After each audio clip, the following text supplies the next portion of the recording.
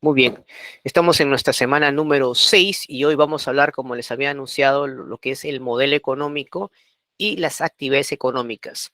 Bueno, cuando nos referimos a lo que es actividades económicas, nos estamos básicamente refiriendo a la producción, ¿verdad? A lo que un país obviamente realiza principalmente. Perú, por ejemplo, sabemos que se dedica a la exportación de las materias primas, ¿no? La extracción y exportación de materias primas principalmente. Y de todas las actividades eh, que tenemos, principalmente es la minería, ¿correcto? La minería. Muy bien. Pero empecemos, antes de hablar sobre el neoliberalismo, hablemos acerca de qué es un modelo económico, ¿no? A ver, cuando nos referimos a un modelo, significa algo que se va a seguir, ¿no?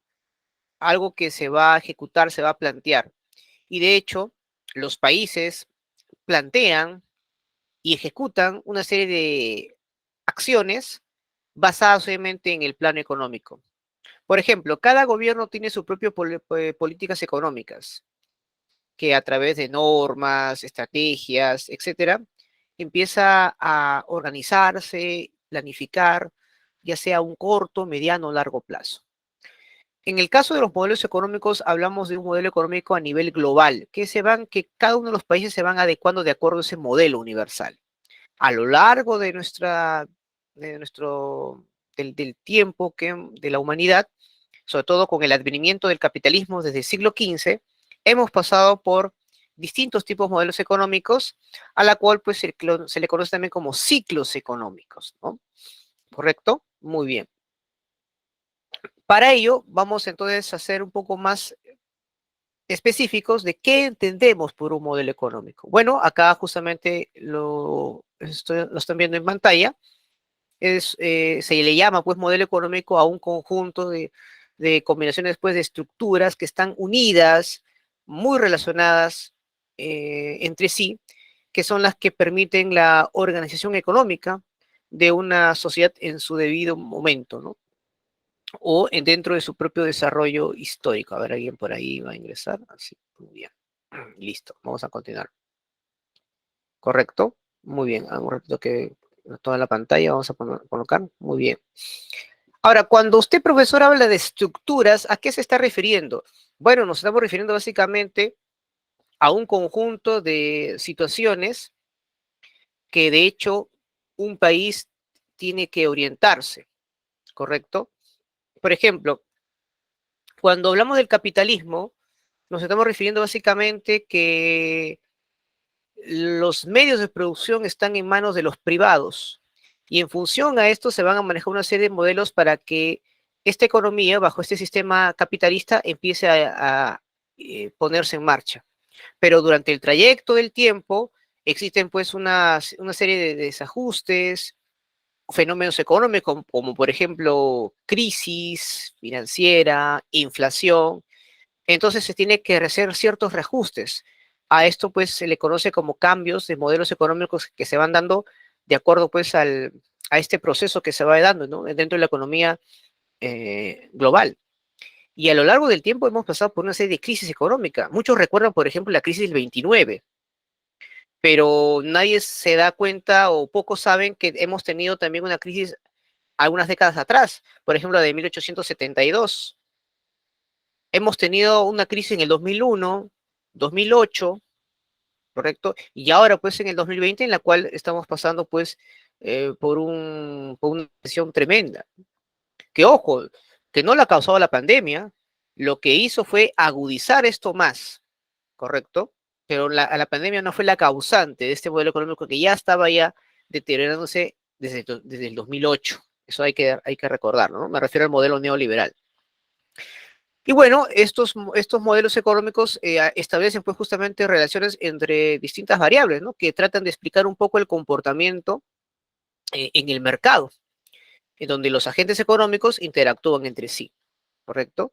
Y de hecho, pues, gracias a este modelo económico nos va a permitir hacer ciertas predicciones, ¿no? Sobre el comportamiento justamente de estas variables que van a darse. Pero como tú sabes que la economía es una ciencia social, siempre pues existen una serie de eventos que a veces no han sido previstos. Es muy distinto, pues, a las ciencias exactas, por ejemplo. Estudiar a la humanidad es bien complejo, porque exactamente no sabes qué comportamiento va a tener de acuerdo a los variables que se van a ir dando, o a los estímulos en este caso. Pero al menos estos modelos económicos va a tener pues una perspectiva a futuro de lo que puede darse, ¿no? ¿Correcto? En eso de repente nos va a ayudar bastante a entender los modelos económicos. Pero no es obviamente la solución a los problemas, ¿no? Es una serie de reajustes que se hacen en el momento ante una determinada situación. Por ejemplo, si en este momento estamos en una crisis tremenda, obviamente va a haber un cambio. El modelo neoliberal va a poner punto final y vamos a tener pues otro nuevo modelo económico. ¿Qué modelo económico, profesor? Eso justamente lo vamos hoy día a estudiar también, ¿de acuerdo? Muy bien. Entonces, eso es, digamos, a grandes rasgos de lo que es un modelo económico, ¿ya? Muy bien. Ahora sí, vamos a hablar un poco acerca de dos modelos que han estado casi conviviendo, por así decirlo. A ver, después de la Segunda Guerra Mundial, hay un nuevo modelo económico a nivel global, ¿correcto? En el cual se le va a llamar el modelo keynesiano. Esto tuvo mucha fuerza después de la Gran Depresión. Profesor, ¿y en qué consiste básicamente el modelo keynesiano? ¿Y por qué ese nombre? Porque se le atribuye pues a Keynes, importante economista británico, en el cual va a tratar de, en sus teorías, darle un rol importante al Estado en el mercado mundial. Es decir, antes, por ejemplo, se buscaba limitar el papel del Estado en la economía. Cuando se da la Gran Depresión, muchos teóricos se dan cuenta que era necesario tener un Estado fuerte para salvar la economía. Y Keynes obviamente es uno de los primeros en dar ese postulado, en el cual el Estado es el que tiene que asumir esa responsabilidad ante esa situación. Recuerden que Estados Unidos, una de las cosas que hizo rápidamente luego de la crisis del 29 es, por ejemplo, salvar a los bancos, tratar de incentivar a la gente a que siga consumiendo a pesar de la crisis, porque hay que recordar que durante el proceso económico, una de las cosas que tiene que tener mucho cuidado es en el tema de la producción. Si la gente deja de consumir, simplemente la producción se paraliza y todo se viene abajo. Entonces, eso, digamos, es una serie de políticas económicas que el Estado va a realizar. Y es algo interesante porque casi siempre cuando hay crisis económica, el Estado siempre interviene. Mírenlo, por ejemplo, lo que pasó ahora último, ¿no?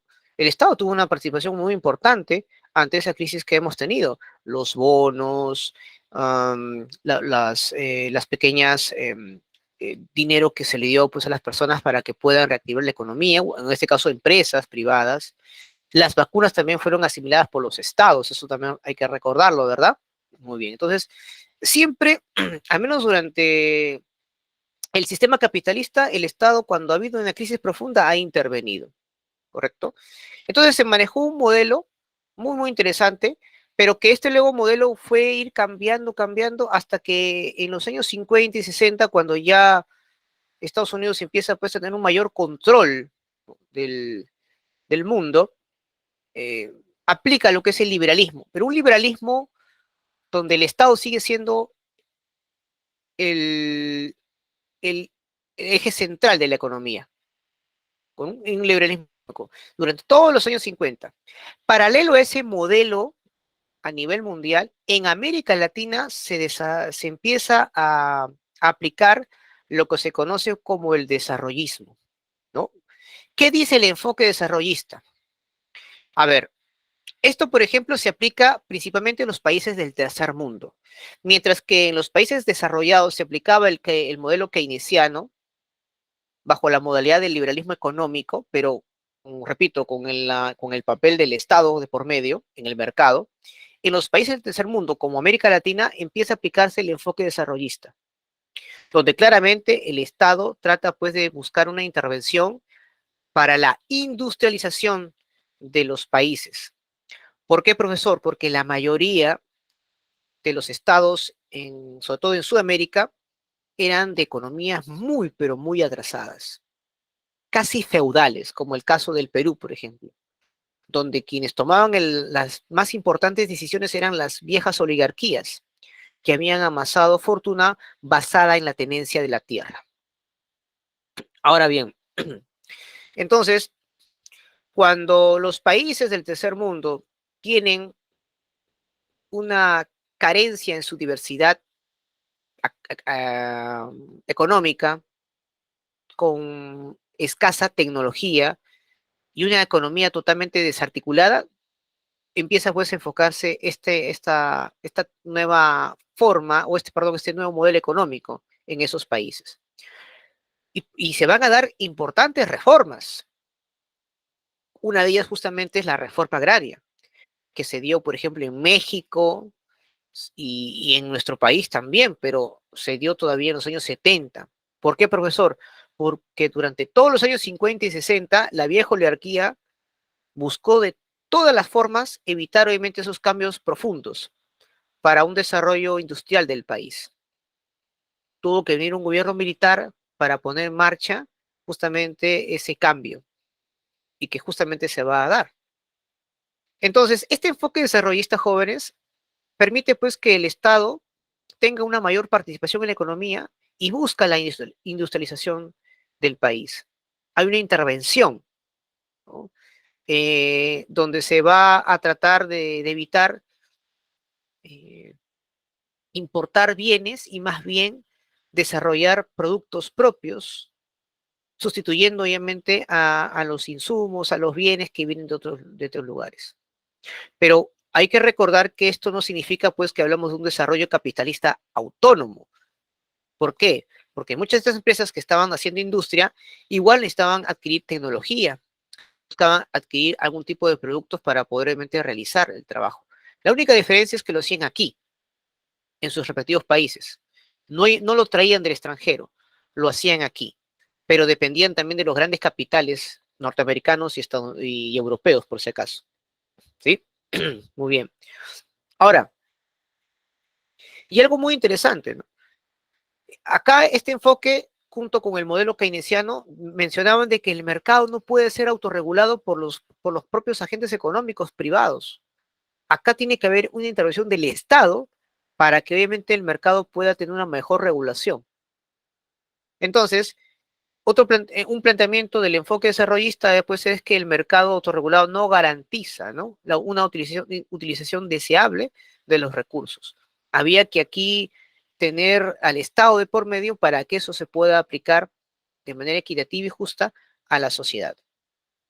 Entonces, este enfoque, repito, está orientado sin lugar a duda pues a las economías subdesarrolladas, donde tienen una poca diversidad económica, escasa tecnología y obviamente un sistema económico totalmente desarticulado, ¿no? Esa es, digamos, una de las características. Y este enfoque desarrollista pues se da pues a través de los años de 1940 hasta los años 70. Y esto va a ser promovido por la CEPAL, donde buscaba, repito, que los países de Sudamérica pudieran tener un desarrollo industrial donde el Estado va a tener un papel determinante en ello. Y se van a dar pues grandes transformaciones. Repito, en el caso del Perú tardó mucho más porque había una élite que se negaba obviamente a dejar el poder. Han tenido que pasar varios años para que otro sector dominante, como es el caso de la burguesía, pueda, digamos, adecuarse pues al nuevo modelo económico a nivel mundial y poder hacer un desarrollo industrial, pero dependiente. ¿Sí? Sí, adelante, buenas tardes. Creo que alguien Buenas levanta la tardes, mano. profesor. Buenas tardes, profesor. Tenía una duda, quisiera hacerle una pregunta. Por En el favor, gobierno de Alan García, primer ¿me gobierno. escucha? Sí, sí, primer gobierno, me Sí, imagino, no, ¿no? sí, en el primer gobierno de Alan García, de cierta Ujú. forma, no se dio uso al modelo keynesiano. Sí, hasta cierto punto, porque fue proteccionista, controló los precios.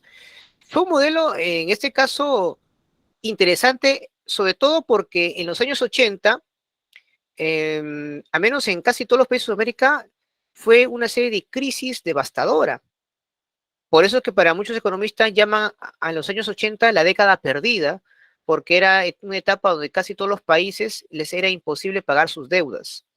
En el caso del gobierno del Perú, del tiempo de García, se atrevió justamente a hacer un cambio significativo en ese aspecto, algo que Corea del Sur, por ejemplo, lo realizó también, solamente que al final los resultados fueron distintos, ¿no? En el caso de Perú, provocó pues una crisis de hiperinflación nunca antes visto durante el siglo XX, y el caso de Corea fue, ya sabemos que creció pues en un periodo muy corto. Pero ambos países aplicaron casi el mismo método, ¿no? Uno de mayormente atracción y protección de las industrias nacionales. Así es, sí aplicó obviamente el modelo keynesiano, a la cual pues muchos economistas llamaron que García aplicó pues el modelo, en este caso, heterodoxo, ¿no? Algo que Belaúnde, por ejemplo, fue lo contrario, ¿no? Que Belaúnde sí aplicó el modelo neoliberal, pero en menor medida. El gobierno recién de Fujimori es donde sí lo aplica completamente, ¿no? Sí, es correcto tu opinión con respecto al modelo keynesiano en el primer gobierno de Alan García. Ujú. Donde el Estado va a tener un rol mucho más único. Ujú. Pero sucedieron una serie de hechos que al final no permitieron que eso se mantenga. Por una parte, los empresarios que en su momento lo apoyaron a García le dieron la espalda, y pues los actos de corrupción y otros factores externos impidieron pues que el Perú pueda continuar con esas políticas económicas, y al final tuvo que desistir. Tanto es así que incluso intentó estatizar la banca, y ahí es donde pues aparecen los grupos de poder económico donde arremeten contra Alan García, ¿no? Muy bien, perfecto. ¿Alguna otra duda? Ya. Muy bien. Ahora, ya a partir de los años 70, el modelo liberal económico, y donde el Estado tenía un papel importante, empieza a tener un decaimiento, más por una crisis a nivel internacional. Y una de las causas justamente va a ser el aumento del precio del petróleo.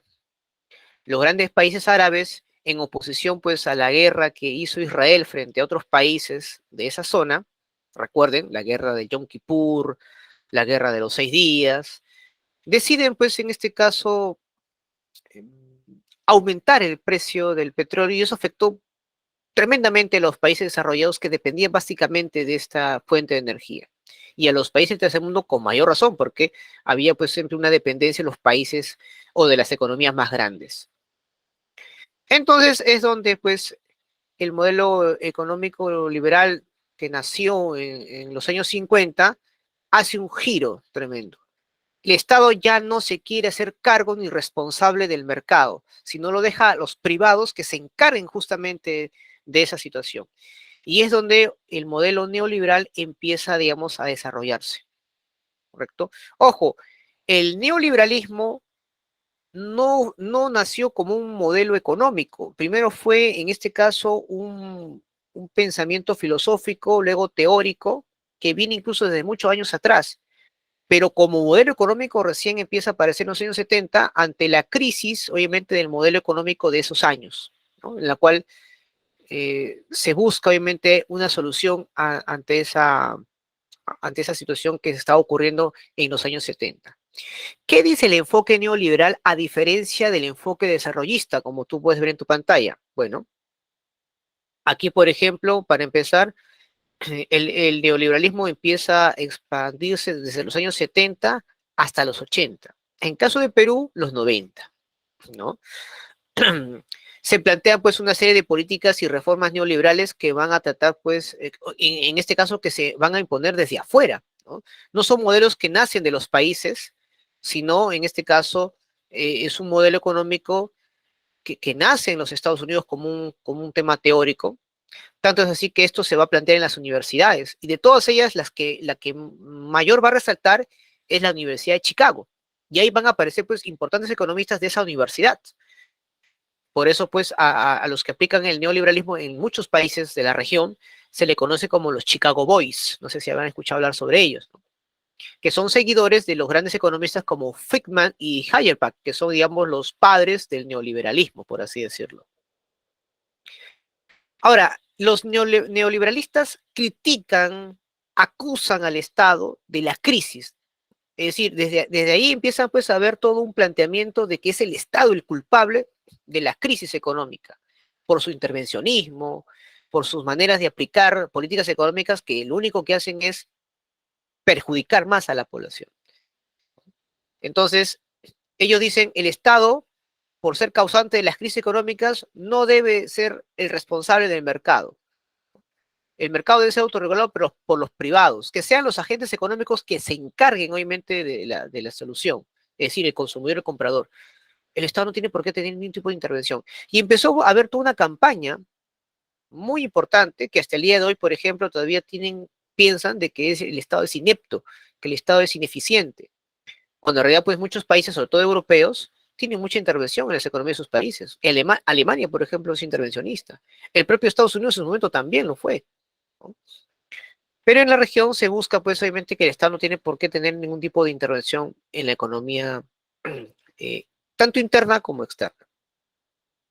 Y ahí, pues, donde con el planteamiento del neoliberalismo se pone fin a esta relación entre el Estado y el mercado, porque se lo desprestigia completamente. El Estado no puede obviamente intervenir en el mercado. Eso causaría crisis, ¿no? Y eso obviamente es lo que siempre se ha querido imponer. Y cualquier gobierno que quería obviamente tener cierta intervención, pues automáticamente las grandes empresas financieras, aquellas que analizan a los países en riesgo, simplemente dicen, ¿sabes qué? Este país está intentando tomar la economía, perdón, tomar el mercado por las astas, así que no hay que invertir en ese país. Y empieza pues todo un miedo, ¿no? De que si aplica el gobierno tal cosa, simplemente la inversión va a desaparecer o los capitales se van a fugar, ¿no? Empieza obviamente a asustar a la gente, e incluso persuaden para que el dólar, por ejemplo, suba, ¿no? Entonces, cuando un gobierno intenta, repito, querer tomar el mercado por las astas, empiezan a haber esas especulaciones y esos miedos económicos, ¿no? El aumento del dólar, la fuga de capitales, que ya no va a haber inversionistas, etcétera, ¿no? Y bueno, por mucho tiempo la gente se comía ese cuento, ¿no? Muy bien. Entonces, estos, digamos, son los dos enfoques que yo justamente quería mencionar. Uno que lo hemos vivido entre los años 40 hasta los 70, y otro que lo hemos empezado a tener en cuenta de los años 80 y 90, ¿correcto? Muy bien. Entonces, estamos pasando a un modelo económico donde el Estado tiene una mayor intervención, donde busca la industrialización, y vemos ahora otro modelo que hasta el día de hoy todavía perdura, en el cual más bien buscaba limitar las funciones del Estado y en vez de desarrollar una industria, lo que se buscaba era importar bienes y servicios. ¿Sí? ¿Sí? Muy bien. Vamos a ver entonces un poco acerca de los orígenes del neoliberalismo, pero como modelo económico, ¿ya? Bueno, primero, en sí, ¿no? ¿En qué consiste todo ello? Vamos a hacer un poco de historia. A ver, como yo mencioné en su momento, el neoliberalismo no nace como un modelo económico propio. Primero fue un pensamiento teórico, pero un pensamiento filosófico, luego teórico, en la cual se buscaba plantear la manera como se debe organizar una sociedad. Y algunos especialistas han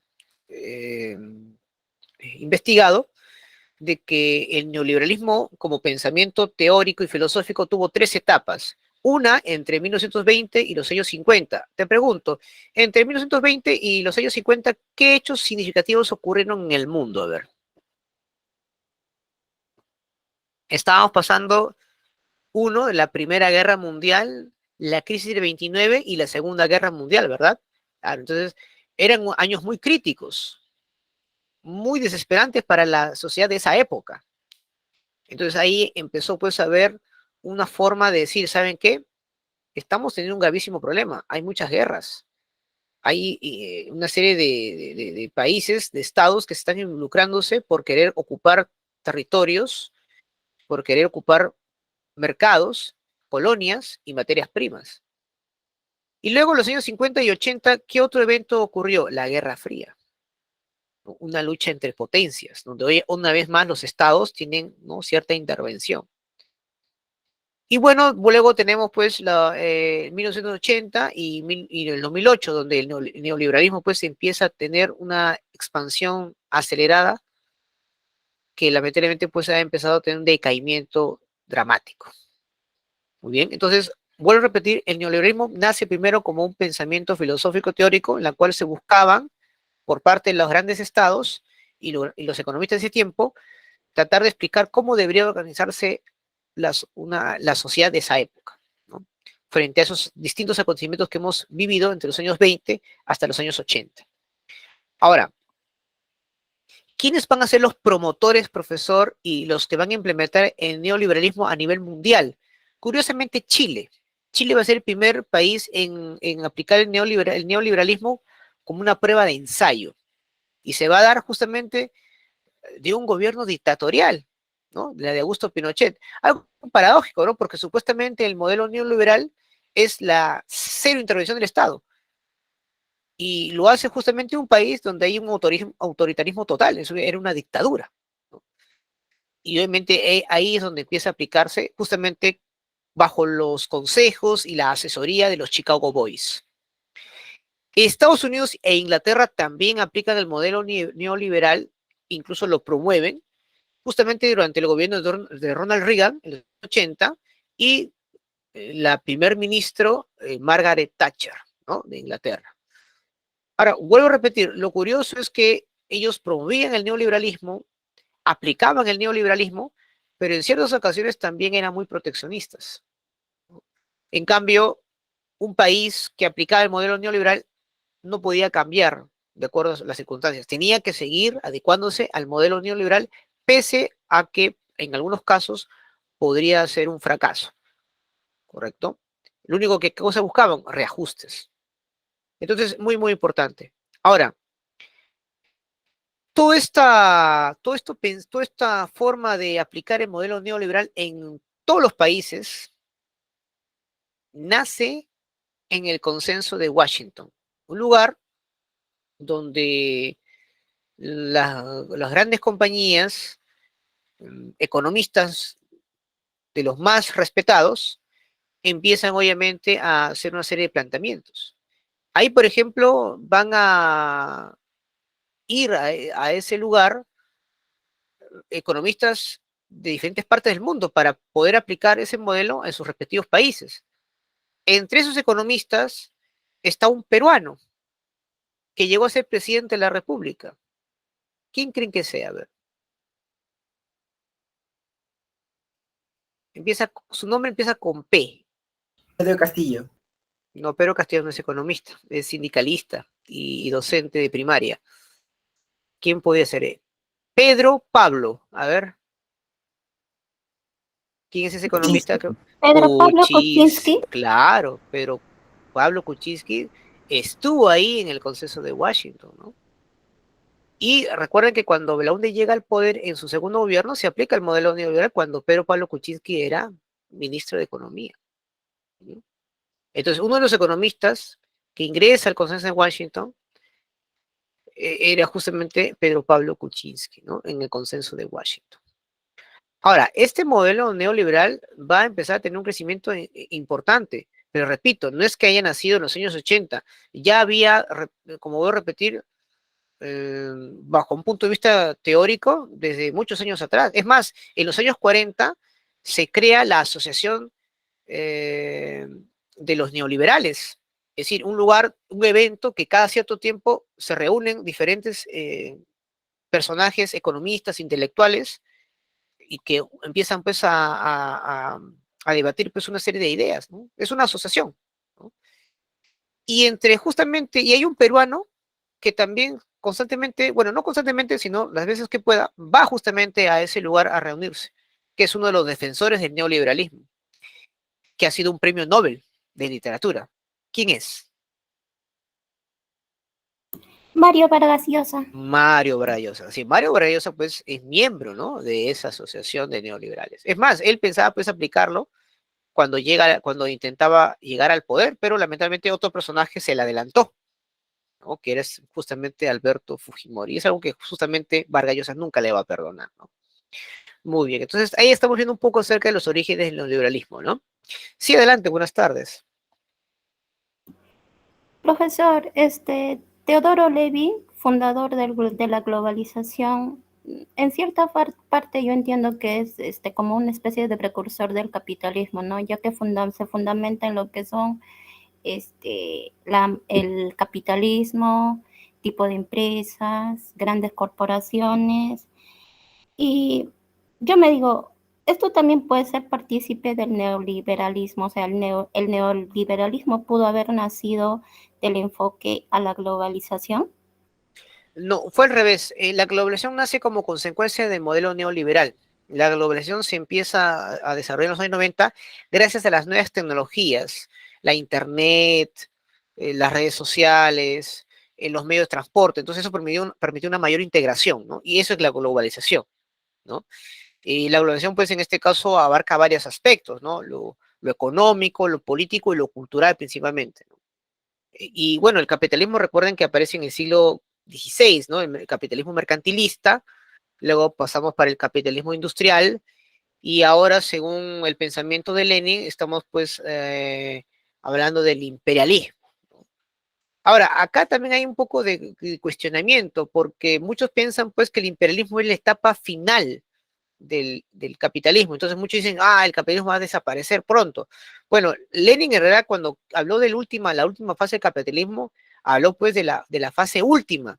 Es decir, no de que esta es el final de todo, sino que es la fase la más evolucionada de las anteriores que se ha estudiado, ¿no? Entonces posiblemente ahí haya una especie de mala interpretación, ¿no? De lo que Lenin en su momento quiso hablar sobre el imperialismo, ¿no? Que es la etapa más reciente del capitalismo, porque justamente él empieza a tener una visión de que los capitales industriales, junto con el capital bancario, al unirse, van a formar pues, un capitalismo mucho más fuerte, que es el capitalismo financiero, que es justamente la que va a tomar un mayor control en los años 90, ¿no? Y ojo, Lenin ya lo había hablado pues justamente a inicios de los años 20, antes de su fallecimiento. Entonces él ya tenía una visión de lo que podría ser el capitalismo más adelante, ¿no? Muy bien. Vamos a ver acá. Vamos a ver acá un poco sobre los ciclos del neoliberalismo como modelo económico, ¿ya? Como modelo económico. A ver, el neoliberalismo tiene un inicio prácticamente en los años 80 hasta el 2000, inicio y auge. El auge es, sin duda, ¿qué es el auge? Su mayor esplendor, ¿no? Profesor, ¿y por qué todavía en los años 80? Hay que recordar que no llega a tomar todo el control del mundo porque la Unión Soviética cae recién en el año 90. Del 90 para adelante, el neoliberalismo se expande completamente en todo el mundo, ¿no? Y entre los años 80 y el 2000 se va a dar pues la etapa más de mayor esplendor. Ahora, en el caso del Perú, curiosamente, la mejor etapa del neoliberalismo fue durante el segundo gobierno de Alan García. Algo bien curioso, ¿no? Porque su primer gobierno fue proteccionista y ahora en su segundo gobierno fue todo lo contrario, ¿no? Y justamente fue la etapa más álgida del neoliberalismo, que justamente fue durante el segundo gobierno de Alan García. Pero el neoliberalismo a nivel global empieza ya a tener dos etapas de declive, la de 2001 y el 2008. Profesor, ¿y por qué usted coloca ahí las Torres Gemelas? Por una sencilla razón. Ante el decaimiento del modelo neoliberal, los Estados Unidos necesitaba darle una inyección económica a las entidades financieras que estaban teniendo diversos problemas. Y una de las mejores formas para poder realmente ayudar a las economías en crisis es promover guerras y arrebatar recursos. ¿Qué pasó después de la caída de las Torres Gemelas? ¿Qué hizo Estados Unidos después, inmediatamente? ¿Qué país se posesionó? ¿A qué país? A ver, ¿se acuerdan alguien por ahí? ¿Qué país luego, después de la caída de las Torres Gemelas, en el 2003 hizo una incursión militar y tomó reservas de petróleo en el Medio Oriente, de Irak? ¿Se acuerdan? Claro. A Estados Unidos le sirvió muy bien ese pretexto como justificación en la caída de las Torres Gemelas para arremeter contra Irak. Y de paso Afganistán, que era supuestamente donde estaba ahí el terrorista internacional Osama Bin Laden, supuestamente el ideólogo, ¿no? Del atentado a las Torres Gemelas. Algo bien curioso, porque cuando ocurrió el atentado a las Torres Gemelas, el 11 de septiembre de 2001, nuestro amigo Osama Bin Laden estaba agonizando en un hospital, no recuerdo en qué país, no sé si en Emiratos Árabes, pero él tenía una enfermedad renal crónica, ¿no? Pero recuerden que en el 2011 supuestamente es atrapado en Pakistán y luego ajusticiado, ¿sí o no? Pero no, Osama Bin Laden muere en ese año. Y luego tuvimos otra crisis, ¿no? El 2008. Entonces ahí ya entre el 2001 y 2008 vimos, claro, cuando toman posesión de Irak, se apoderan de las reservas de petróleo, porque en realidad pues el objetivo era quitarle el petróleo a China. China estaba creciendo tremendamente gracias al neoliberalismo, curiosamente, pues era importante pues tomar esos recursos.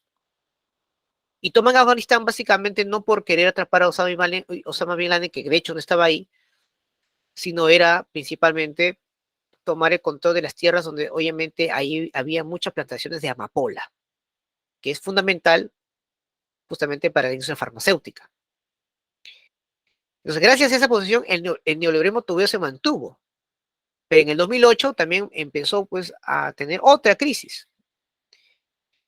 Y esa crisis del modelo neoliberal empezó a agudizarse cada vez más entre el año 2010 y el 2020, ¿no? Que justamente se da pues la pandemia, ¿no?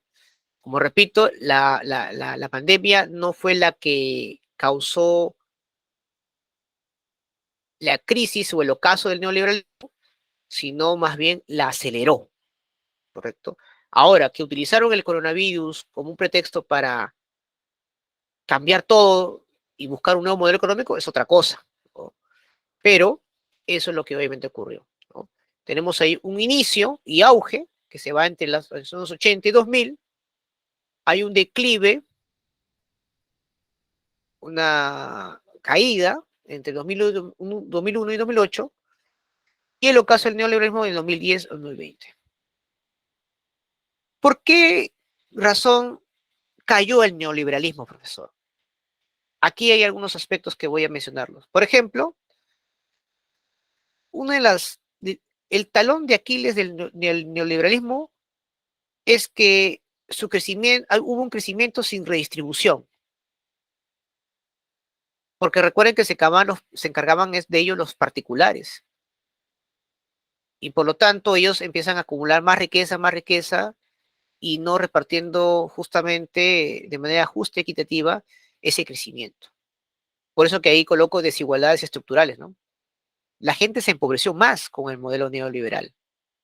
Eso, pero ¿cómo dicen que el modelo neoliberal permitió pues reducir la pobreza? Bueno, esa fue una percepción, porque solamente se tuvo en cuenta pues la pobreza monetaria. Claro, en una economía donde se mueve mucho dinero, yo puedo conseguir un trabajo de cualquier manera, de manera incluso informal. Trabajo es trabajo. Pero una crisis como la que tuvimos con el virus nos demostró realmente pues que era todo lo que habíamos vivido fue una fantasía, porque obviamente no teníamos seguro, no teníamos en caso de desempleo una subvención hasta que volver a reactivarnos al trabajo. No teníamos una educación de calidad porque la educación obviamente era privada, solamente había calidad para los que podían pagarla. Tampoco pues teníamos acceso a la salud, porque antes eso se encargaba el Estado. El Estado se encargaba pues totalmente de la educación, de la salud, de la vivienda, ¿no? Con el neoliberalismo pues eso se perdió completamente. Entonces, ese, digamos, su talón de Aquiles es eso, ¿no? Un crecimiento sin redistribución y una expansión donde los recursos naturales son limitados, jóvenes. Entonces, tú no puedes seguir expandiéndote porque los recursos que disponemos están limitados. Ese tenemos un gravísimo problema del modelo neoliberal. ¿Por qué creen que ahora pues se busca todo lo que es el desarrollo sostenible, cuidado del medio ambiente y la reducción de la población?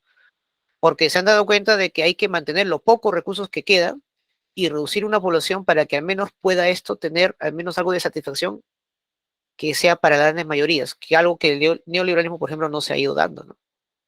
Porque recuerden, ¿qué nos dice la economía clásica, no? Hay muchos recursos, pero que son limitados y nuestras necesidades, ¿cómo son? Infinitas, ¿no?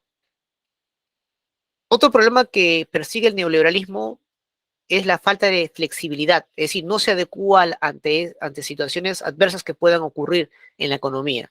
Simplemente hacen reajustes, reajustes, reajustes. Por ejemplo, si hay una crisis en ese momento que se da, los neoliberales que te dicen, bueno, ante esa situación hay que hacer estos reajustes. Por ejemplo, ya hay crisis, bueno, despido.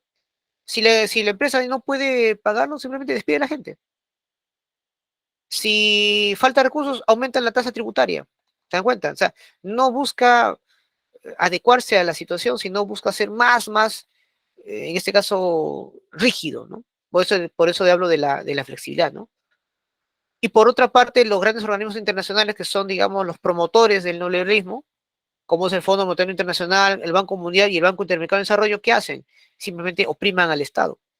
Justamente ellos implementan ese neoliberalismo para asegurarse, obviamente, que paguen sus deudas externas. Porque recuerden que en los años 80 muchos países de Sudamérica se negaron a pagar. No tenían cómo hacerlo. México fue el primer país en decir, ¿sabe qué? Yo no puedo pagar.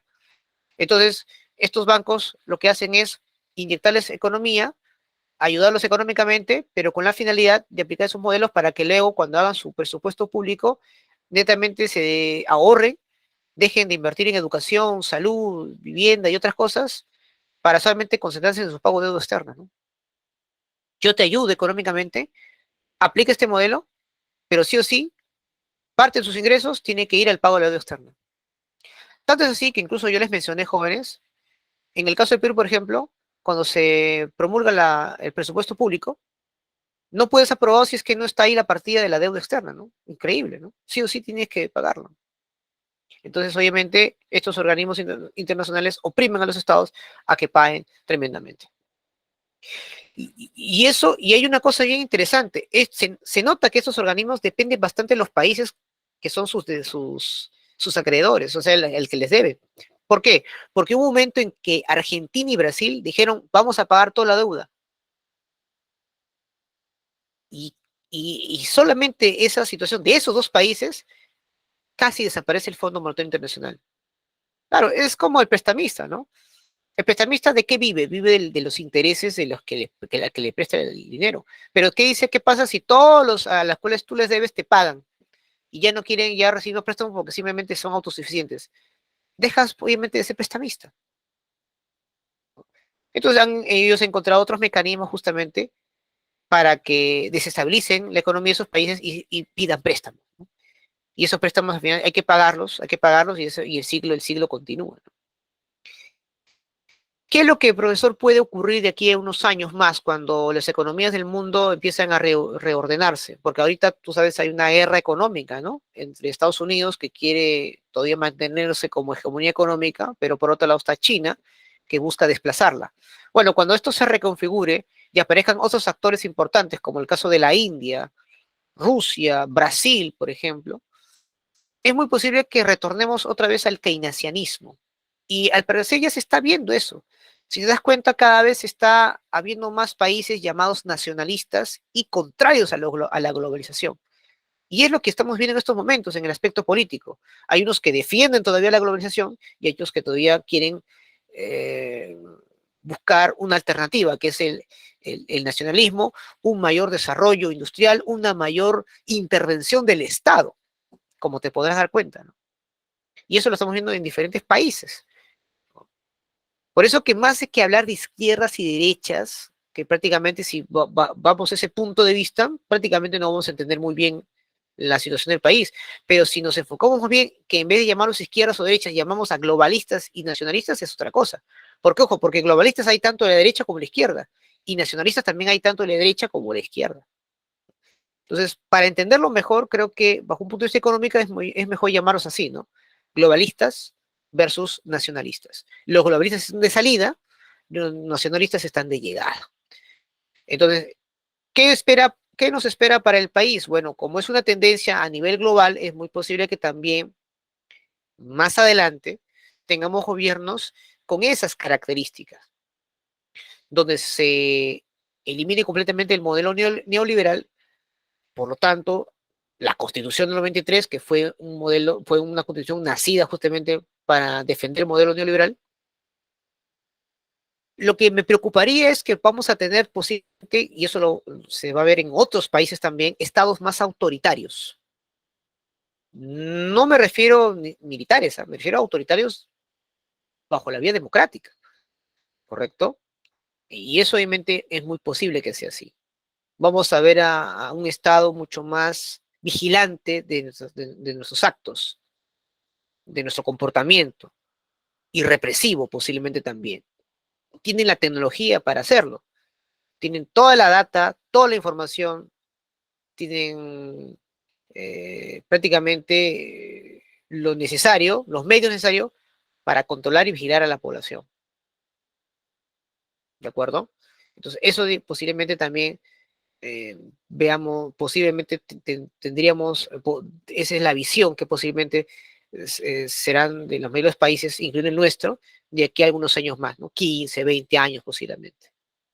Entonces, ¿qué viene después del neoliberalismo, profesor? Un modelo muy similar al keynesianismo, donde vemos a un Estado mucho más interventor y posiblemente que busque más bien un desarrollo industrial. Por eso que se habla mucho, bastante, ¿no? Necesitamos que el Perú deje de lado las materias primas, que deje de ser exportador de materias primas, que deje la minería a un lado y más bien desarrolle industria propia, ¿no? O sea, ese es el mensaje que muchos dicen. El problema es que no lo saben cómo, ¿no? Es una expresión muy superficial, pero que no conocen, digamos, los pasos a seguir para que eso pueda darse, ¿no? Ese es el gran problema todavía de muchos de los políticos, ¿no? Tienen la visión, pero no saben el cómo, ¿no? Ese es el problema todavía que aún tenemos, al menos en nuestro país, ¿no? Muy bien. Vamos a ver acá rápidamente algunos efectos, ¿ya?, de las políticas neoliberales en nuestro país, básicamente, ¿no? Tanto en la economía como en la estructura productiva. Bueno, la liberación comercial y financiera, y me refiero al ámbito global, configuró pues una economía cuyo dinamismo pues va a depender mucho de la demanda externa. Hablamos mayormente de los servicios, más que los bienes. Y es cierto, las grandes compañías en el mundo que más facturan son justamente empresas que ofrecen servicios, sobre todo basados en tecnología. Google, Amazon, Apple, Microsoft, son compañías que sus ganancias que tienen es mucho más grande que cualquier Producto Bruto Interno de cualquier país, para más o menos decirlo, ¿no? Y hoy en día, pues, la mayoría, pues, necesita, pues, de estos servicios tecnológicos, ¿no? Somos muy dependientes de las tecnologías. No podemos hacer trabajo si no tenemos el Word, las computadoras, las redes sociales, la Internet. Se nos va a limitar muchas cosas. Recuerden que ahora cada vez más se va a dar lo que es el trabajo remoto. Los trabajos cualificados, especializados, que son las que van a mantenerse y más bien los trabajos sencillos van a desaparecer porque todo va a ser automatizado. La inteligencia artificial va a reemplazar muchos trabajos sencillos, bueno, sencillos en el sentido de que no requieren de mucho razonamiento ni pensamiento complejo, ¿no? Entonces, esa es, digamos, una de las razones también que estamos viendo, ¿no? Que es una realidad en sí. Bueno, otro efecto de las políticas neoliberales en nuestro país y en otras partes del mundo es que se va a fomentar una competencia pues, internacional espuria, ¿no?, que lamentablemente va a congelar los sueldos y los salarios reales de muchas personas. Y eso va a provocar, ¿qué cosa? Un aumento de las desigualdades sociales y en la distribución de los ingresos.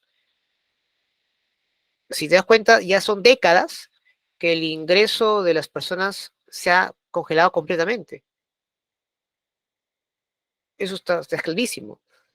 Porque según la canasta básica familiar ideal para tener una calidad de vida es ganar por lo menos 3.000 soles. Entre 2.500 y 3.000 soles. Pero ¿cuánto es el sueldo mínimo? No llega a esa cantidad. Entonces, cada vez obviamente se ha ido, en este caso, acortando, ¿no? ¿Por qué? Porque el empresario obviamente lo que busca es aumentar sus ganancias. Y qué mejor que acortar los dineros de los trabajadores. Al fin y al cabo es un costo variable.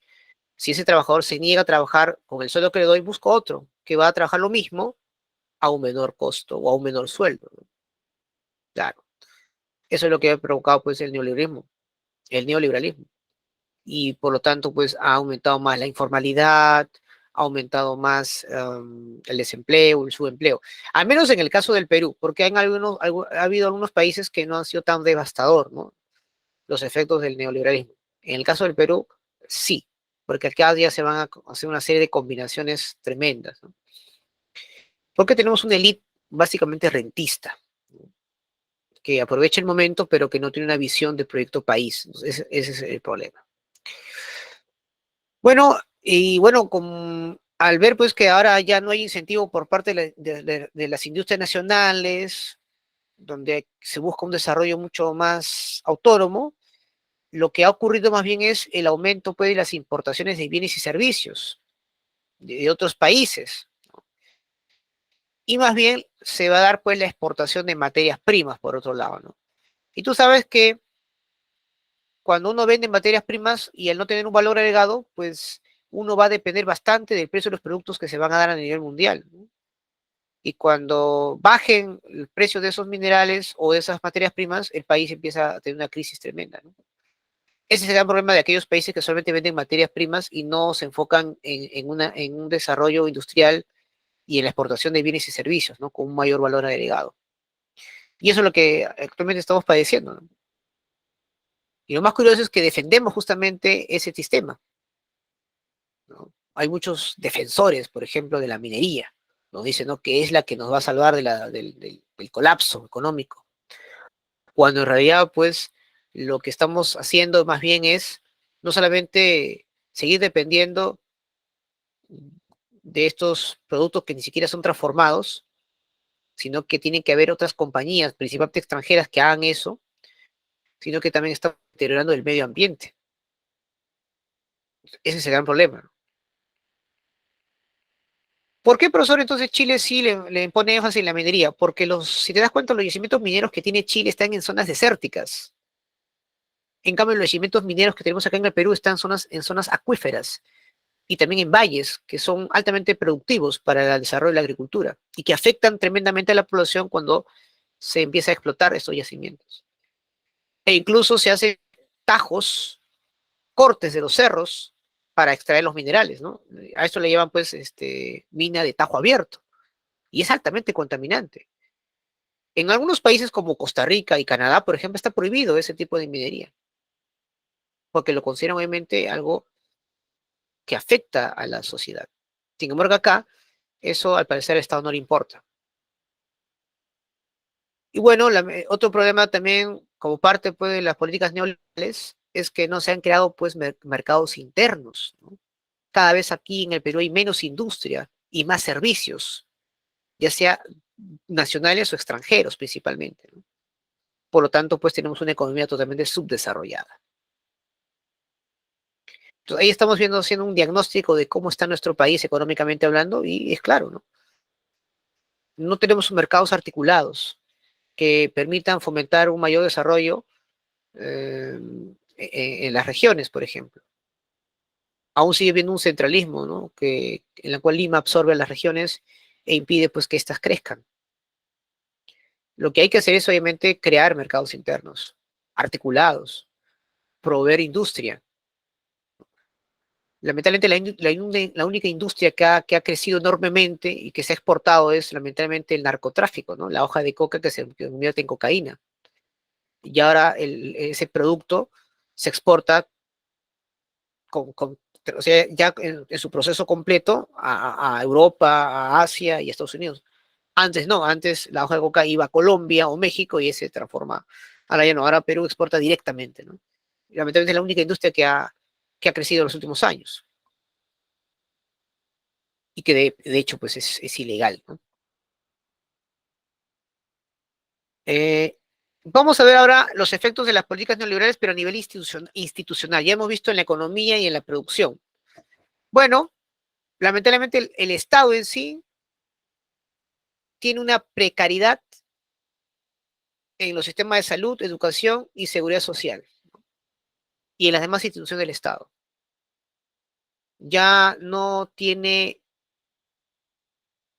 el poder, ya no tiene la eficacia o eficiencia para poder obviamente cubrir esas necesidades de la población, sobre todo en esos tres campos, ¿no?, que te acabo de mencionar, ¿no? Salud, educación, vivienda, seguridad social. Más bien, lo que hay son instituciones extractivistas que extraen materias, que extraen los recursos y los venden en materias primas, que claramente pues son las que debilitan la democracia y son las que obviamente quieren mantenerse en el poder y tienen sus representantes en los poderes del Estado, principalmente en el Congreso. Claramente, ellos son los representantes de ese grupo de personas, de empresarios que aún quieren mantener pues el modelo neoliberal, que se beneficiaron durante los años 90. Tanto incluso que ellos han subvencionado campañas políticas a esos candidatos que claramente están con esa manera de mantener ese modelo económico.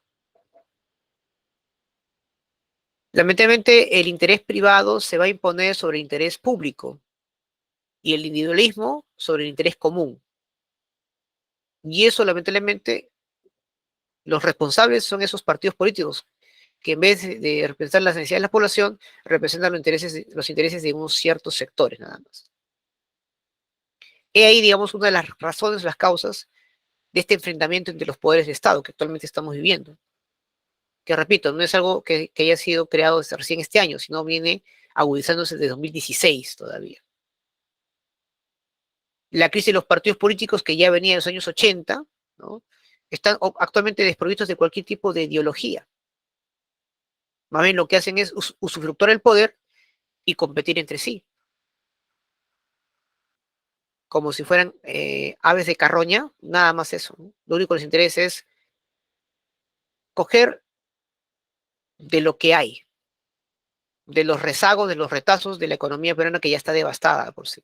Son simples carroñeros, lamentablemente, tanto muchos de los empresarios como los políticos. Y vemos y notamos que cada vez hay un desgaste mayor, ¿no?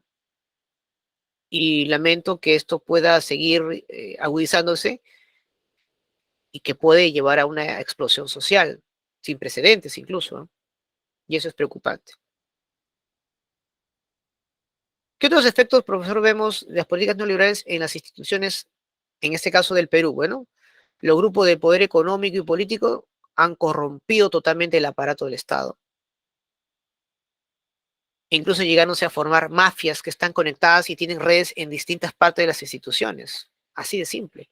Los lobistas, los operadores políticos, los que hacen los negociados por debajo de la mesa, están ahí y siempre estarán ahí, e incluso se pelean con otros que llegan al momento, ¿no?, de tomar el control cada cierto tiempo. Es decir, ya cuando un gobierno entra y su gente también con él, encuentran ya mafias estructuradas y pelean entre sí, justamente por esa situación. La inversión privada pues no se expande integrando la economía, lamentablemente, con la geografía y con la demografía del país, cuando justamente debería darse así. La inversión privada debe obviamente se debe expandir en diferentes puntos de la región, no solamente en ciertas ciudades como Lima, por ejemplo. Y esa inversión privada tiene que ir pues a diferentes sectores sociales, en zonas urbanas y rurales inclusive. Nuestra estructura productiva lamentablemente no tiene mucha diversificación. Son casos contados de cierto estímulo o desarrollo industrial propio de ciertos emprendedores o empresarios que sí tienen una visión a futuro, pero la gran mayoría no. Tecnológicamente es precaria y heterogénea, en el sentido de que en algunos sectores sí hay, por ejemplo, en la costa peruana, en cuanto a agricultura, tenemos una tecnología intensiva, donde sí hay cierto desarrollo adecuado, pero en los Andes, donde se debería tener una tecnología avanzada, ¿no?, son muy pocos los lugares donde se capacitan a los campesinos, a los agricultores, para poder, digamos, dedicarse a ser empresarios y exportar productos que sean competitivos a nivel internacional, por ejemplo. Entonces, eso hace que no tengamos un desarrollo económico, principalmente, ¿no? Y bueno, el principio pues esencial de la democracia fue abandonada por los gobiernos y por los propios partidos políticos.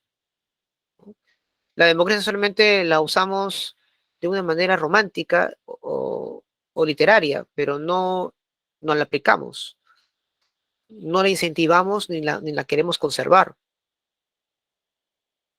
Incluso muchos piden que lleguen las Fuerzas Armadas otra vez para poner orden a esa situación, cuando el orden deberíamos ponernos nosotros mismos. Y eso todavía no se ha ido dando, ¿no? Somos todavía una sociedad muy inmadura, democráticamente hablando. Ahora, profesor, entonces eso quiere decir que toda esta crisis política tiene como mal la crisis económica, claro, nuestro sistema en sí. Si nosotros curamos el sistema económico, tenlo por seguro que el sistema político también se va a curar por sí sola. Vamos a tener pues una gente renovada, autoridades, empresarios que sí van a obviamente tener una orientación mucho mejor de la que tenemos actualmente, pero es porque hay un cambio estructural económico. En su momento yo le mencioné, ¿no? Lo que importa es la infraestructura, que es la que al final somete a la superestructura, y eso es así. Lo económico somete a todo lo demás, lo político, lo ideológico, la norma, al Estado en sí, en fin. ¿Qué alternativas, profesor, tenemos? ¿Cuáles son las estrategias para un desarrollo alternativo? Bueno, el Estado y el mercado tienen que volver a juntarse. Tiene que haber una intervención del Estado en el mercado. Son instituciones sociales que pueden ser, obviamente, pueden congeniar otra vez, como hace tiempo lo fue. Pero estamos obviamente en un Estado eficiente y eficaz, obviamente, ¿no? Y cuando me refiero a Estado, me refiero pues a no solamente a los tres poderes, sino también a sus demás instituciones, que son las que van a llevar a cabo las políticas económicas. Pero para eso obviamente tiene que haber, ¿qué cosa? Un cambio en la estructura económica, si no eso es inviable. Tenemos que integrar pues la economía con la geografía y la demografía. Si en esa zona, en ese lugar, hay yacimientos mineros, por ejemplo, pero sé que a través de un estudio de impacto ambiental va a causar mucho más daño de los beneficios realmente que puedo tener, simplemente no se debe aplicar. Más bien hay que buscar qué alternativas adecuadas se puede utilizar en ese suelo, de repente agricultura, ganadería u otra actividad que cause pues, o que no cause un impacto negativo en la población. De esa manera, pues, no solamente mejoramos la economía del país, sino que evitamos también los conflictos sociales. Hay que obviamente ser obviamente más justo en cuanto a la distribución de la riqueza, por ejemplo. Y bueno, hay que fortalecer la democracia con los mecanismos de la participación ciudadana, que eso lo tenemos, incluso en la Constitución 93, ¿no? Tenemos, por ejemplo, eh, la opción para poder hacer cambios o reformas constitucionales en beneficio de la ciudadanía. Podemos tener un mayor control político como ciudadanos sobre nuestras autoridades.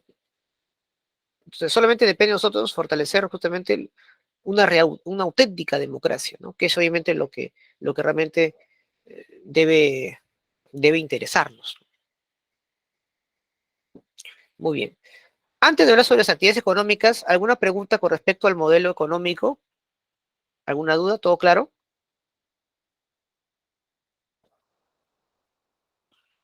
Sí, ¿no? Muy bien. Vamos entonces a hablar sobre las actividades económicas. A ver, empecemos entonces. Bueno, ¿qué son las actividades económicas, profesor? Bueno, es la utilización y aprovechamiento de los recursos naturales que dispone un país, en la cual le va a permitir, pues, desarrollarse, tener un crecimiento económico en beneficio de la sociedad. Muy bien. Tenemos tres tipos de actividades económicas, ¿no? Las llamadas actividades primarias o sector primario, las actividades secundarias o sector secundario y las actividades terciarias o sector terciario. A ver, profesor, ¿por qué llama usted actividades primarias? Porque son actividades que aprovechamos directamente de los recursos naturales. O sea, no se requiere mucha transformación de tecnología. Ahí tenemos pues a las extractivas, como es el caso de la minería que te mencioné, la pesca, la tala de árboles. Y están las productivas, que al menos alto desarrollo tecnológico debo tener? Como es el caso de la agricultura y la ganadería. Profesor, en esta actividad, ¿el Perú tiene? Por supuesto que lo tiene. Tiene minería, tiene pesca, tiene árboles, tiene importantes suelos en todos los pisos ecológicos para la agricultura y la ganadería. El problema está en cuál de los dos factores o cuál de los dos tipos de actividades el Perú debe aprovecharlo. Sin lugar a duda, la productiva. Tiene que enfocarse tremendamente en una agricultura intensiva, al igual que una ganadería también. No solamente para satisfacer el mercado interno, sino también para exportarlo. Uruguay, por ejemplo, depende bastante de su ganadería. Su principal actividad es el ganado. Eso también hay que recordarlo, por ejemplo. La minería, vuelvo a repetir, si es un lugar donde no afecta a la población y donde no hay zonas acuíferas, perfecto, como lo hay en Chile, ¿no? Si es una zona desértica, perfecto, adelante, que se haga ahí mediante la extracción minera. Pero mientras nuestros yacimientos mineros estén ahí anclados, no va a ser adecuado hacerlo. Los efectos van a ser más dañinos que las inversiones o los beneficios que va a tener. La pesca, por ejemplo, hace buen tiempo que el Estado ha dejado de intervenir, tanto así que ni siquiera existe un ministerio de pesca, que desapareció allá por el año 2000. Gran parte de la producción industrial en cuanto a la pesca está en manos de los extranjeros, de las empresas transnacionales.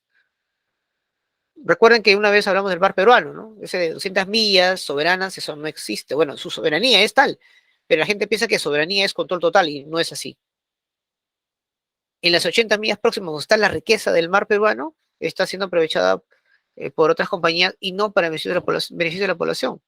Porque si no, pues hubiéramos disminuido la anemia, hubiéramos tenido pues una mejor nutrición, porque el pescado justamente tiene proteínas, tiene omega 3 y ayuda bastante al crecimiento y al desarrollo humano. La tala también es importante, pero hemos visto pues que hay muchas empresas ilegales que hacen cortes y afectan la Amazonía, ¿no? Hacen lo que es la llamada deforestación y de hecho causa un impacto negativo en la ecología o en el ecosistema de esas zonas.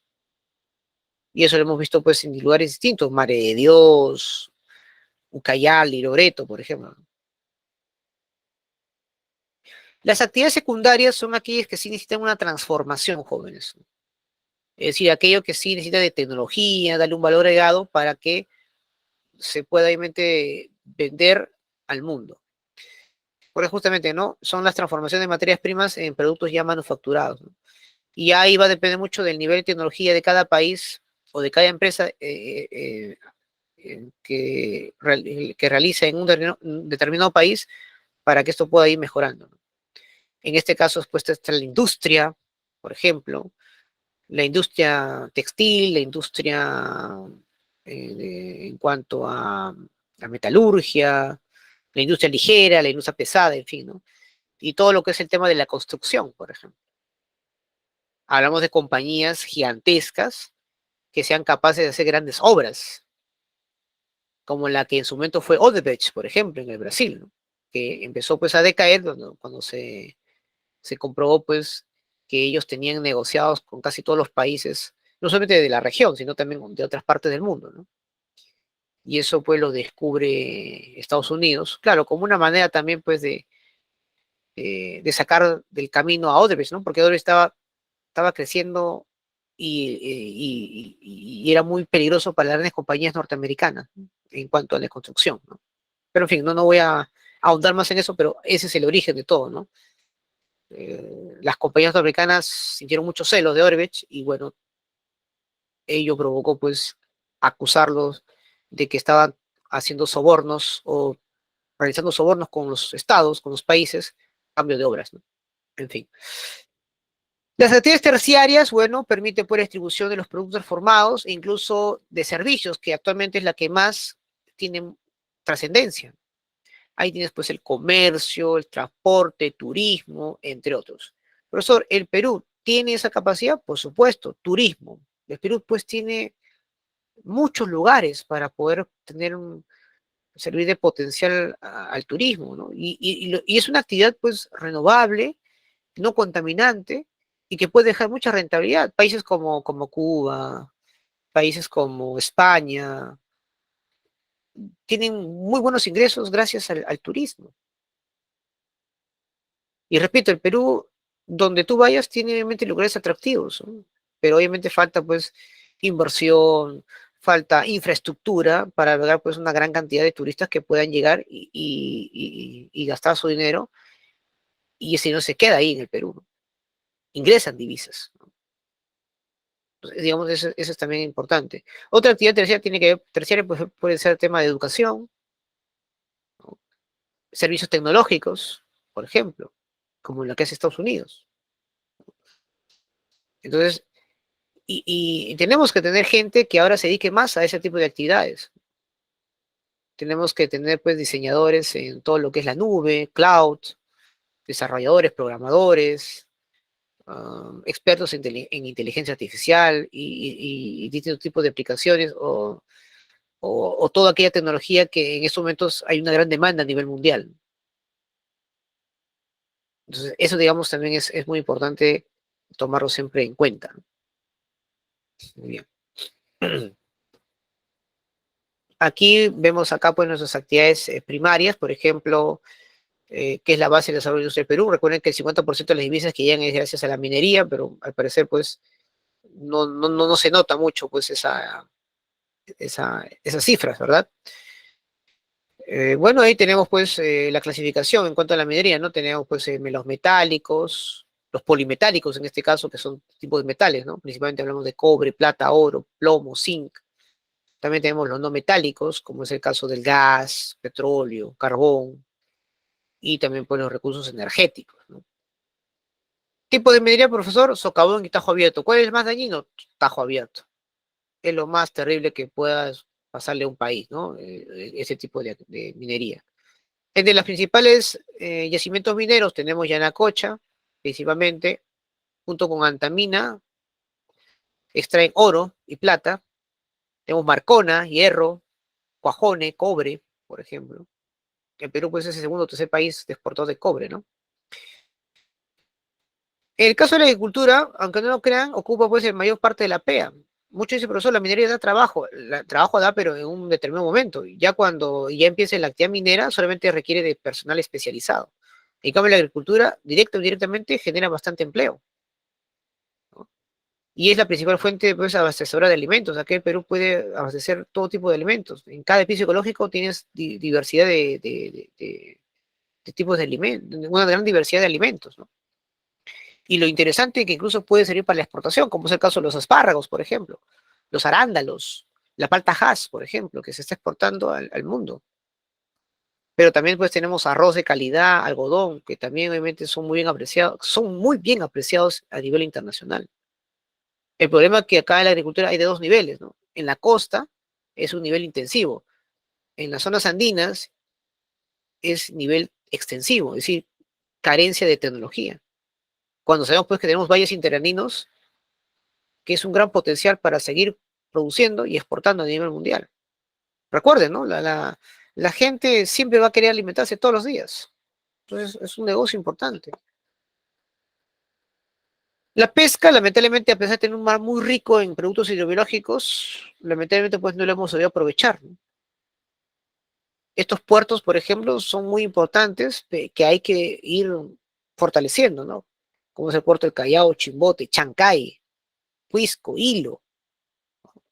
Tenemos que obviamente aprovechar y formar importantes puertos para tener una buena relación comercial en el mercado asiático. Para eso pues se requiere una gran inversión. Actualmente hay mucho capital chino que quiere invertir en estos puertos, pero con todo este tema de los escándalos de corrupción, obviamente se han paralizado completamente este tipo de obras, ¿no? Porque se los tratan de involucrar, pues que son empresas también corruptas, ¿no? Como la que fue Odebrecht en su momento. Por eso que ahorita pues ese tipo de inversión todavía no se ha ido, no ha tomado, no ha iniciado, ¿no? Justamente por ese tipo de cosas. Igual, pues la pesca tenemos dos tipos, ¿no? Industrial, que está mayormente en manos de las transnacionales, y la artesanal, en la cual pues los artesanos con todas sus limitaciones hacen todo lo posible para poder extraer ciertos peces y llevarlos al mercado local, ¿no? Entre los principales peces tenemos la anchoveta y la sardina, que lamentablemente pues no son nuestros productos de alimenticios primarios o primordiales, ¿no? Lamentablemente, ¿no? No lo vemos ni en el desayuno, ni en el almuerzo, ni en la cena. La ganadería en este caso, jóvenes, se aprovecha pues los productos y también sus derivados, principalmente para la alimentación. Tenemos pues aves de corral, mayormente en la costa, ganado vacuno, vino, pero principalmente en las zonas andinas y son, digamos, una ganadería lamentablemente extensiva, ¿no? De carencias, ¿no? De poca tecnología. Y bueno, mayormente pues lo estamos destinado, pues, estamos destinándolo al consumo de la carne y de la leche también, ¿no? Principalmente. Pero como te mencioné, digamos, no hay, digamos, una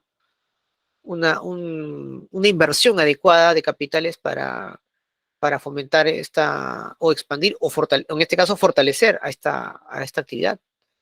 Los ganaderos, por ejemplo, tienen que padecer y son obligados prácticamente a vender la leche a precios muy bajos, debido pues al constante monopsonio que hace la Gloria, por ejemplo, el grupo Gloria, sobre ellos, ¿no? Claro. Gloria lo que hace es comprar leche. Ellos no tienen fábricas que hacen leche, ellos compran leche. Y lo compran obviamente a precios muy irrisorios. Luego traen toda esa leche y en sus grandes empresas hacen la transformación, todo para sus productos, ¿no? Y prácticamente tiene el monopolio, es el único comprador, ¿no? Y como único comprador obliga a los ganaderos lecheros a, a dar su, a dar sus productos a precios de lo que la Gloria obviamente quiere imponer, ¿no? Y si ellos no acatan, simplemente Gloria compra a otros. Y lo han hecho. Han dejado de comprar a los ganaderos lecheros de Cajamarca y le han comprado a los ganaderos lecheros de Uruguay, por ejemplo, en un momento, ¿no? Afectando tremendamente a, a estos empresarios dedicados a la ganadería y a la leche, ¿no? Entonces es un gravísimo problema, ¿no? Vamos a terminar acá con la actividad secundaria y también terciaria, ¿no? Bueno, cuando hablamos de actividad secundaria hablamos pues de la industria principalmente, ¿no? Que aquella que a través de la tecnología se empieza pues a transformar los recursos naturales en bienes y servicios, ¿no? Hay dos tipos de industria muy, muy notorias, ¿no? Que es la industria pesada y la industria ligera. Cuando hablo de industria pesada me refiero pues a grandes materiales, ¿no? Hablamos pues de la metalurgia, hablamos de la siderurgia, armamento militar. Y cuando hablamos de industria ligera nos estamos refiriendo pues a software, hardware, bienes que mayormente pueden ser fácilmente transportados, etcétera. Nuestras principales industrias, como tú puedes ver, justamente se dieron en los años 70, ¿no? Bueno, empezó con los años 50 para adelante, ¿no? Es gracias al enfoque desarrollista, pero ahí nomás se quedó. No ha podido avanzar más. En este caso, pues tenemos la siderúrgica, el metal mecánico, textil, química, en las bebidas, en los materiales de construcción. Ya ahí no hemos sobresalido más. Ninguna de ellas, por ejemplo, se dedica pues a servicios de acuerdo a las tecnologías que en estos momentos se necesitan. Tampoco vemos, digamos, en este caso, de una industria pesada, tampoco vemos una industria ligera, no producimos softwares, por ejemplo, ni mucho menos aplicaciones. Entonces nos falta todavía bastante por mejorar en ese aspecto. ¿Qué características, profesor, tiene la industria peruana? Bueno, se produce una industria elemental simplemente, básica, sin muchas aspiraciones, lamentablemente, y casi todas las industrias se concentran ¿dónde? En Lima, una vez más, ¿no? Donde impide pues que las regiones se desarrollen por sí mismas. Y bueno, no hay mucha inversión nacional extranjero. Todo lo que ganan los nacionales extranjeros no lo invierten en el Perú, sino lo llevan al extranjero. Lo colocan en sus capitales en otras partes, ¿no? Ya sean en bancos internacionales o en paraísos fiscales. pero no llegan a invertir en el Perú. Y lo poco que tienen acá, cuando ven que hay cierta inestabilidad, simplemente retiran su dinero del país, ¿no? Cuando hablamos de la actividad terciaria, de hecho nos estamos refiriendo pues a servicios, transporte, turismo, comercio, etcétera. Es una actividad actualmente con una tendencia alta, hoy en día en el siglo XXI, en la cual pues permite justamente ese dinamismo económico, ¿no? Tanto a nivel nacional como internacional, claro, sobre todo a través del comercio, ¿no? Comercio físico y también comercio digital o electrónico. Ustedes saben eso también bastante, ¿no? Pero para ello, pues, para una adecuada actividad, incluso para la industrialización, se requiere pues de vías de transporte adecuadas, ¿no? Carreteras, puentes, aeropuertos, ¿no? Ahí vemos, ¿no? Vía de transporte, ¿no? Vía de transporte terrestre, vía de transporte marítimo, aéreo, lacustre también, ¿por qué no? ¿Y cuál es la importancia, profesor, de la actividad terciaria? Bueno, brinda pues acceso a diversos espacios del territorio, en este caso el transporte, ¿no? Que nos permite no solamente movilizarnos, en este caso hablamos de personas, sino también pues hablamos de transporte de bienes, servicios y otros productos, ¿no? Tanto a nivel local como a nivel internacional.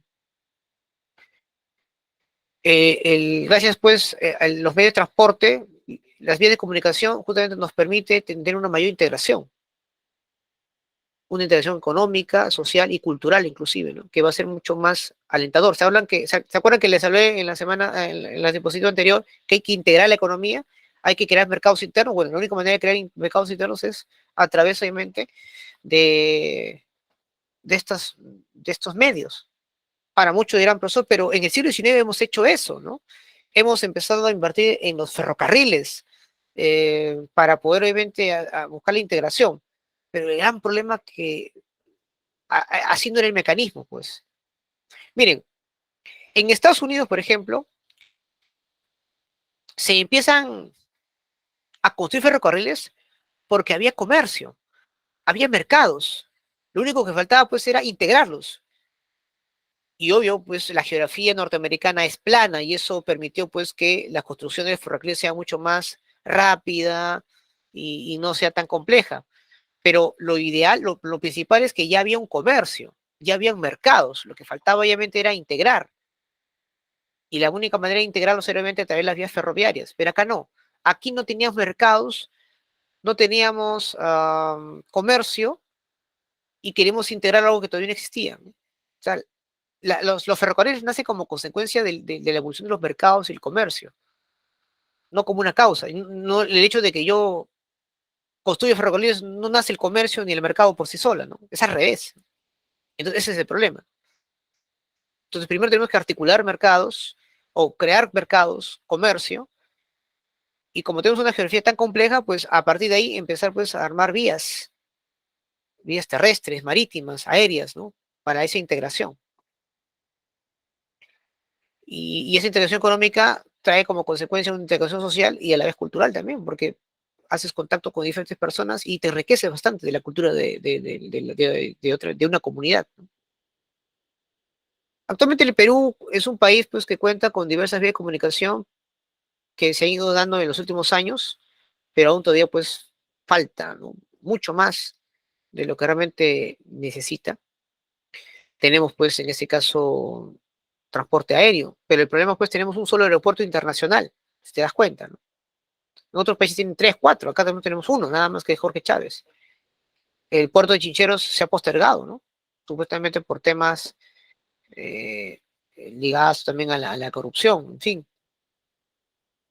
Tenemos el transporte terrestre, pero el transporte terrestre tenemos solamente la carretera central, la Panamericana y algunas rutas transversales, pero no hay más vías, ¿no?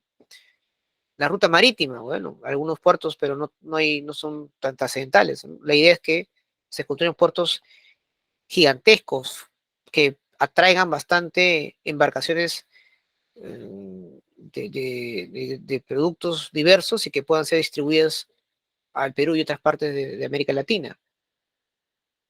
tenemos también pues puertos fluviales, pero que no son, digamos, trascendentales, y también puesto puertos lacustres, ¿no? En los lagos, que deberían pues ser aprovechados, pero aún todavía pues no vemos ese crecimiento, ¿no? En fin. Hay muchas cosas que ir mejorando, pero creo que ya más o menos mencioné cuáles son una de ellas, ¿no? Una mejor articulación del mercado interno, apostar por una industrialización, y también aquella que el mercado mundial lo necesita, ¿no? Que es la tecnología basada en conocimientos y servicios, ¿no? Entonces eso es fundamental.